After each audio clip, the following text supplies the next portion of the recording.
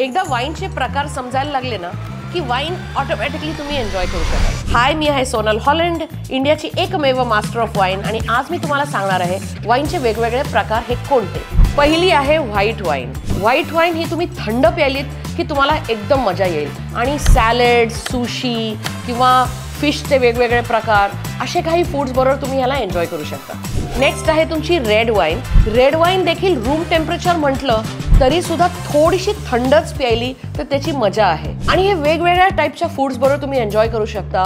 Chicken, mutton, prone करी, paneer tikka, mushroom मसाला। मग आहे आपली रोजे वाईन। रोजे म्हणजे पिंक। रोजे वाईन देखील व्हाईट वाईन सारखी थंड प्यायली तर त्याची मजा आहे, आणि ह्याची स्पेशालिटी ही आहे की आपल्या इंडियन फूड्स बरोबर ना रोजे वाईन ही अप्रतिम लागते।